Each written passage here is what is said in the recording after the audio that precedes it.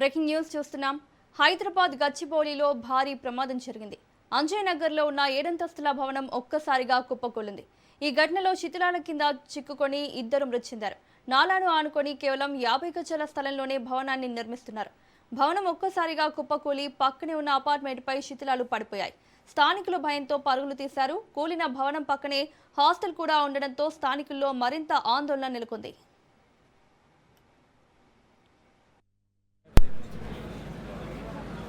ఈ బిల్డింగ్ అది పైన కంప్లైంట్ చేశారు. ఎందుకు కంప్లైంట్ చేశారు? ఇది ఎక్కువ ఫ్లోర్ కడుతున్నారు, ఒకటి నాయిస్ వస్తుంది, సేఫ్టీ ప్రికాషన్ లేకుండా కడుతున్నారని చేశాను. మీ దాంట్లో లేదా ఇది? మా దాంట్లో లేదు, అది ఆ కాంపౌండ్ వాళ్ళు ఎందుకు సార్ పక్కన స్ట్రైట్గా ఇది బిల్డింగ్ బిల్డింగ్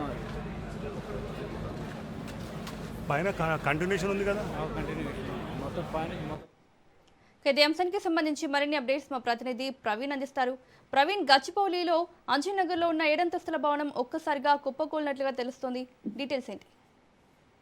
అయితే గచ్చిబౌలిలోని అంజయ్నగర్ లో భవనం కుప్పకూలిన ఘటన తీవ్ర విషాదాన్ని నింపింది. నిర్మాణంలో ఉన్న భవనం ఒక్కసారిగా కుప్పకూలడంతో శిథిలాలు ఆ చుట్టుపక్కల పడిపోయినట్టుగా తెలుస్తుంది. ఈ శిథిలాల్లో కొంత భాగం పక్కనే ఉన్న అపార్ట్మెంట్ పై పడడంతో అపార్ట్మెంట్ కూడా కొంత దెబ్బతిన్నట్టుగా తెలుస్తుంది. మొత్తంగా చూసుకుంటే 50 గజాల లోపలనే 7 అంతస్తుల భవనాన్ని అక్రమంగా నాలాకు ఆనుకుని అక్రమంగా నిర్మిస్తున్నట్టుగా తెలుస్తుంది.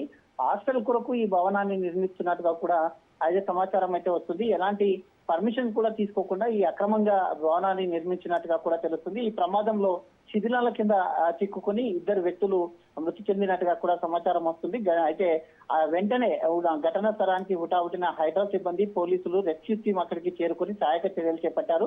ఇప్పటికే ఒక మృతదేహాన్ని కూడా హైదరాబాద్ సిబ్బంది శిథిలాల నుంచి బయటికి తీసినట్టుగా కూడా సమాచారం అయితే వస్తుంది. మరో వ్యక్తి మృతదేహం కోసం శిథిలాలను తొలగిస్తూ సహాయక చర్యలు అయితే కొనసాగుతున్నాయి. గాయపడ్డ వారిని కూడా ఒక ప్రైవేట్ హాస్పిటల్కి తరలించినట్టుగా కూడా సమాచారం అయితే వస్తుంది. ఈ భవనం ఎందుకు కూలింది, నిర్మాణంలో నిబంధనలు పాటించారా లేదా, ఆ భవన నిర్మాణాలకు అనుమతులు ఉన్నాయా లేదా అనే అంశాలపైన అధికారులు ఆరా తీస్తున్నట్టుగా కూడా తెలుస్తుంది. ప్రమాదానికి గల పూర్తి కారణాలు అధికారులు దర్యాప్తు అనంతరం వెల్లడి కానున్నాయి. ప్రస్తుతం ఘటనా స్థలంలో సహాయక చర్యలు అయితే కొనసాగుతున్నాయి. ఒక్కసారిగా కుప్పకూలడంతో పెద్దగా శబ్దం వచ్చినట్టుగా కూడా స్థానికులు చెప్తున్నారు. భయాందోళనకు గురై ఆ పక్కనే ఉన్నటువంటి హాస్టళ్లకు కూడా పరుగులు తీసినట్టుగా తెలుస్తుంది. అదే ప్రస్తుతం అయితే అందులో 2 చిక్కుకున్నట్టుగా సమాచారం అయితే వస్తుంది. ఆ శిథిలాలను మొత్తం మీద తొలగిస్తే ఇంకా ఎంతమంది అందులో చిక్కుకొని ఉన్నారు అనేది అయితే ఇంకా క్లారిటీ రావాల్సిన అవసరం ఉంది. Right Praveen, thank you.